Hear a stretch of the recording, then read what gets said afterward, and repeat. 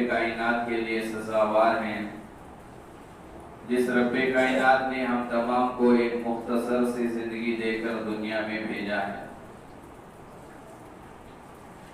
دنیا حالات کا گھر ہے، یہاں اللہ تبارک و تعالی اپنے بندوں کی آزمائش مختلف طریقوں سے لیتا ہے، اور روز اول ہی سے اسلام پر، مسلمانوں پر باطل طاقتوں نے حملے کیے ہیں۔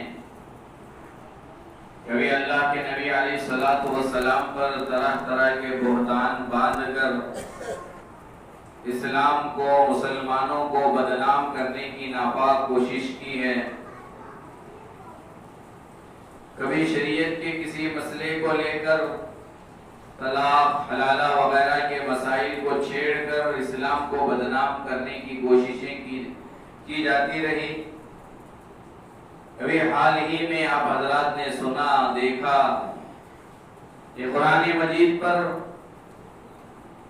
نام مسلمان کا رکھ کر قرآن مجید پر اس نے حملہ کیا۔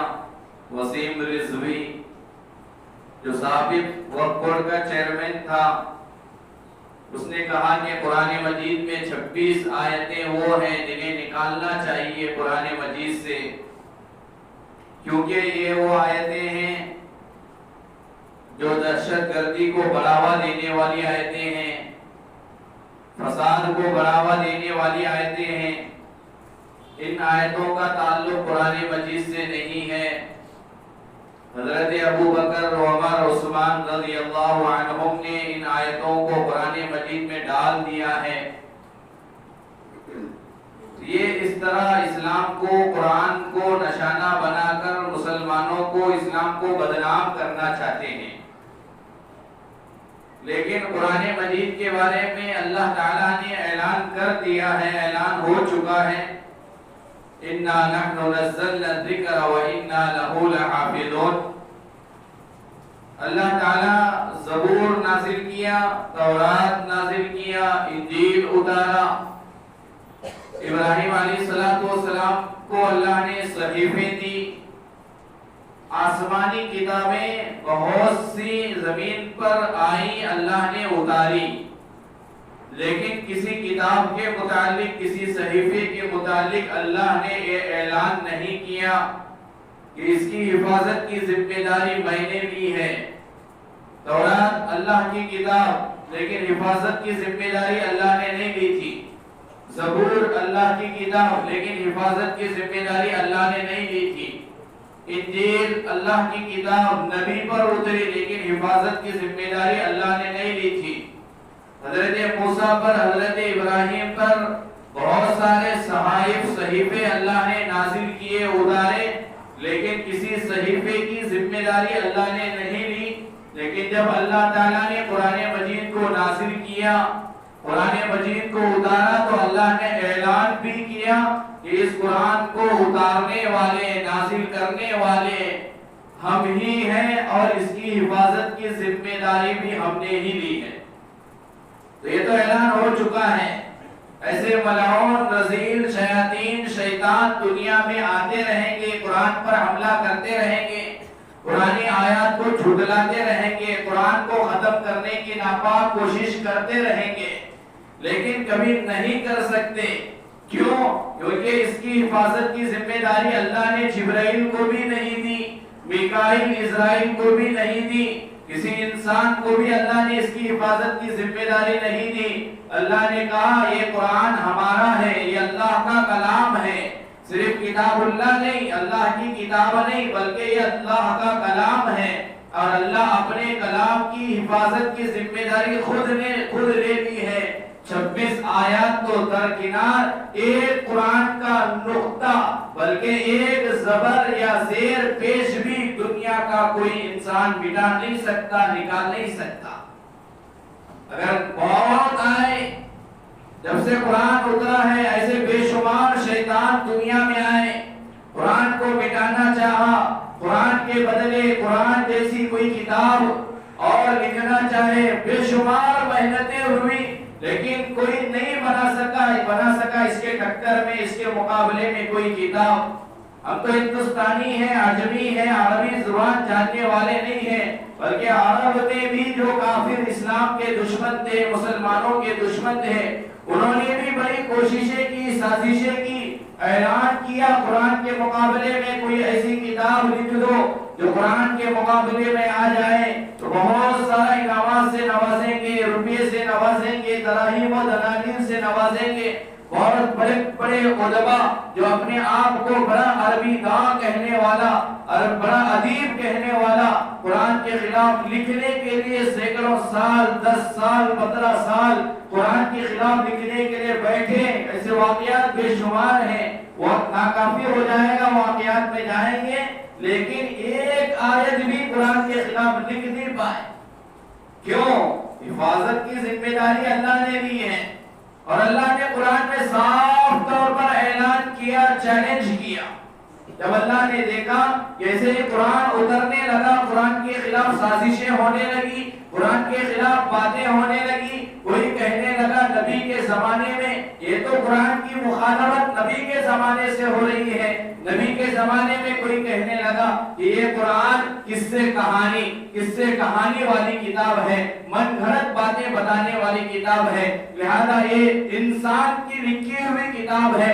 نبی اپنے طور پر لکھ کر، نبی اپنے طور پر بتا کر، لہذا کو اللہ کی طرف منسوب کر رہا ہے، یہ اصل میں اللہ کا کلام نہیں ہے. اس طرح کی باتیں نبی کے زمانے ہی سے چلنے لگی تھی. تو اللہ تعالیٰ نے قرآن میں اعلان کیا، چیلنج کیا. اللہ نے کہا قل، اے نبی جی کہہ دیجئے، یہ لوگ کہہ رہے ہیں کہ یہ میرا کلام نہیں ہے، یہ میری کتاب نہیں ہے، یہ منزل من السماء نہیں ہے، یہ آسمان سے نازل شدہ کتاب نہیں ہے، اسے تم نے لکھا ہے، تم نے اسے لکھوایا ہے، تم نے اسے اپنی جانب سے کہلوایا ہے. تو اے نبی جی ان سے کہہ دیجئے قل لئن اجتمعت الانس، یہ ساری انسانیت، دنیا میں جتنے انسان بس رہے ہیں، سارے انسان اکٹھا ہو جائے، عرب والے، عجم والے، عربستان والے، ہندوستان والے، ساری دنیا میں جتنے انسان ہیں سب کو جمع کر لو. یہ اللہ کہہ رہا ہے، یہ اللہ کا چیلنج ہے. وسیم جیسے نالائق رضوی، ان جیسے نالائقوں سے اللہ کا چیلنج ہے. اللہ کہہ رہا ہے قل ان اجتمعت الانس والجن، انسانوں کو اکٹھا کر لو. اگر تم انسانوں سے یہ کام نہیں کر سکتے، آگے اللہ نے کہا جنات کو بھی اپنے ساتھ لینا. جتنے جنات ہیں جن کی طاقت بے مثال ہے، لہذا سارے انسان اکٹھا ہو جاؤ، ساتھ میں سارے جنات کو لے لو. لئن اجتمعت الانس والجن علی ان یاتوا بمثل هذا القرآن، سب مل کر اس جیسے قرآن کو تیار کر کے دکھاؤ. اگر تم اپنی بات میں سچے ہو، اگر تم یہ کہہ رہے ہو کہ اس جیسے قرآن کو ہم بھی لکھ سکتے ہیں، یہ تو نبی کا کلام ہے، نبی نے لکھوایا ہے، یہ آسمان سے نازل شدہ کتاب نہیں ہے، تو اللہ نے چیلنج کیا ٹھیک ہے، تم بھی تو پڑھے لکھے ہو، تم بھی عربی جاننے والے، تم بھی اشعار لکھنے والے، تم بھی عربی کتابیں لکھنے والے، تمہارے اندر بھی صلاحیت والے لوگ موجود ہیں، بڑے بڑے علماء شعراء تمہارے اندر موجود ہیں، لہذا سب کو اکٹھا کر لو، جنات کو بھی اپنے ساتھ لو. الا ان یاتوا بمثل هذا القرآن، لہذا اس جیسی ایک قرآن تم بھی لکھ لو. آگے بڑھ کر اللہ نے کہا دوسری جگہ پر اگر قرآن نہیں لکھ سکتے ٹھیک ہے، کوئی بات نہیں. اللہ نے کہا 10 آیتیں اس جیسی لکھ کر دکھاؤ. پھر آگے اللہ نے کہا اگر تم سے 10 آیتیں لکھنا نہیں ہو سکتا قرآن جیسی، ایک آیت ایسی لکھ کر دکھاؤ جو قرآن کے مقابل میں ہو.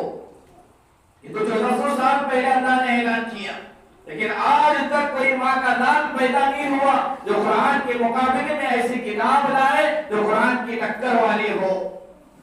اور یہ کہا جاتا ہے کہ ان آیتوں کو 26 آیتوں کو حضرت ابو بکر نے ایڈ کیا ہے. حضرت ابو بکر، عمر، عثمان رضی اللہ عنہ، جو قرآن کی آیتیں نہیں تھی، جو کلام اللہ نہیں تھا، اسے داخل کیا ہے. اس کا ایک نالائق کا دعویٰ ہے جو بالکل غلط ہے. اور یہ کہہ رہا ہے کہ حضرت علی کو ماننے والا، حضرت علی کو چاہنے والا، کہ حضرت ابو بکر جب قرآن مجید کو اکٹھا کیا، جمع کیا، حضرت عمر، حضرت ابو بکر، حضرت عمر نے جب قرآن، حضرت عثمان نے جب قرآن کو جمع کیا، کیا اس زمانے میں حضرت علی موجود نہیں تھے؟ یہ دھوکہ دیا جا رہا ہے. بتلانے کا مقصد یہ ہے اگر ہم میں سے کوئی مسلمان وسیم رضوی کی بات سن کر اگر دل میں یہ خیال آ گیا کہ اس کی بات صحیح ہے، یاد رکھنا اسی وقت کو مسلمانوں سے نکل جائے گا، اسی وقت کو کافر ہو جائے گا۔ کیوں؟ یہ کلام اللہ کی بات ہے، قرآن کی بات ہے، ایک آیت کے بارے میں نہیں، 26 آیت تو درکنار، ایک آیت نہیں، ایک آیت کا ایک ٹکڑا، اس ٹکڑے کا ایک نقطہ زبر زیر پیش کے بارے میں اگر کسی مسلمان کا یہ خیال ہو گیا، اگر کسی مسلمان نے یہ کہہ دیا کہ یہ زبر غلط ہے، یہ پیش غلط ہے، یہ آیت غلط ہے، یہ آیت کا ایک ٹکڑا غلط ہے، اگر اتنا عقیدے میں فرق آ گیا تو اسلام سے نکل جائے گا، مسلمانوں کے دائرے سے نکل جائے گا۔ قرآن کے بارے میں ہمارا یہ عقیدہ ہونا چاہیے، الف لام میم سے لے کر بلکہ الحمدللہ رب العالمین سے لے کر من الجنۃ والناس تک کا ایک ایک آیت درست ہے، صحیح ہے، قرآن کا حصہ ہے، اللہ کا کلام ہے، یہ سارا قرآن اللہ کی طرف سے نازل شدہ ہے، کوئی آیت اس میں غلط نہیں ہے، کوئی نقطہ اس میں غلط نہیں ہے، کوئی زبر، کوئی زیر، کوئی پیش اس میں غلط نہیں ہے۔ جو بھی قرآن کے خلاف کہے گا، قرآن کی کسی آیت کے خلاف کہے گا، کسی زبر زیر پیش کے خلاف کہے گا، ہمارا یہ عقیدہ ہونا چاہیے کہ وہ مسلمان نہیں، وہ کافر ہے، وہ کافر ہے، اسلام کے دائرے سے نکل گیا ہے۔ ایسے وسیم رضوی جیسے شیاطین قیامت تک پیدا ہوتے رہیں گے، قرآن مٹانا چاہیں گے، قرآن کی کسی آیت کو مٹانا چاہیں گے، لیکن قرآن مٹنے والی چیز نہیں ہے۔ جس دن قرآن زمین سے اٹھ جائے گا، جس دن قرآن دنیا سے ختم ہو جائے گا، اللہ قیامت کو برپا کر دے۔ حدیث ہے، اللہ کے نبی علیہ السلام نے فرمایا قیامت کے قریب علم اٹھا لیا جائے گا، جب قرآن اٹھا لیا جائے گا، علم ختم ہو جائے گا، پھر اللہ دنیا کو بھی باقی نہیں رکھیں گے، دنیا بھی ختم ہو جائے گی، ساری دنیا کو اللہ ختم کر کے قیامت کو برپا کریں گے۔ لہذا قرآن کے بارے میں ہمارا عقیدہ درست ہو، اس کا ایک ایک زبر صحیح ہے، اس کا ایک ایک پیش صحیح ہے، ایک ایک آیت صحیح ہے، اللہ نے اس کی حفاظت کی ذمہ داری لی ہے۔ قرآن کو مٹانے کی کتنی کوششیں کی گئی، جب ہندوستان کو آزاد کرنے کے لیے علماء کرام نے محنتیں کی تو لہذا انگریز نے سوچا کہ مسلمانوں کے دلوں میں اتنا جذبہ جہاد کیسے پیدا ہو رہا ہے، اتنا جوش و جذبہ، اتنا جوش کیسے مسلمانوں کے دلوں میں آ رہا ہے کہ ہر مسلمان ہمارے خلاف آوازیں اٹھا رہا ہے۔ یہاں انگریزوں کو یہاں سے بھگانے کے لیے مسلمان سب سے آگے ہے، ان کے علماء سب سے آگے ہے، لہذا انگریزوں نے میٹنگ کی، مسلمانوں کے دلوں سے جذبہ جہاد کو نکالنے کے لیے، مسلمانوں کے دلوں سے ہمارے خلاف جو نفرت بکی ہے اس نفرت کو مٹانے کے لیے کیا کیا جائے۔ انگریزوں کے مشورے میں 2-3 باتیں طے ہو گئی، ان میں سے ایک بات یہ بھی تھی کہ مسلمانوں کے دلوں میں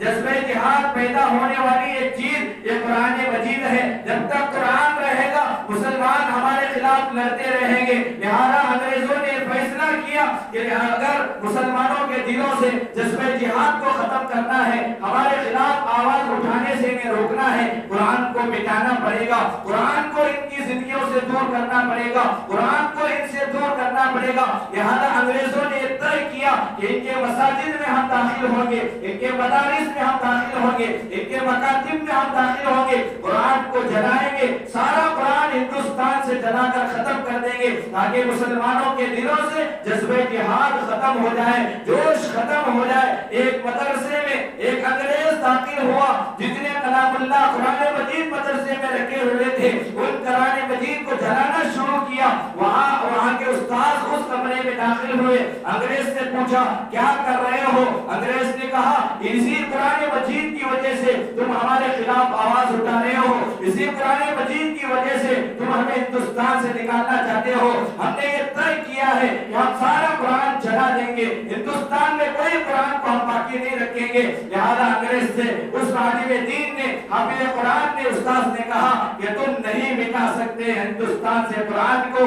اس نے کہا کیوں نہیں مٹا سکتے؟ حضرت نے کہا، استاد نے کہا رکو میں تمہیں دکھاتا ہوں کیوں نہیں مٹا سکتے۔ استاد باہر گئے، مدرسے کے ایک چھوٹے سے طالب علم کو لے کر آ کر کھڑا کیے۔ استاد نے کہا ان قرآن کو تو تم جلا سکتے ہو لیکن اس کے سینے سے کیوں کیسے جلاؤ گے؟ اس کے سینے میں جو قرآن مجید محفوظ ہے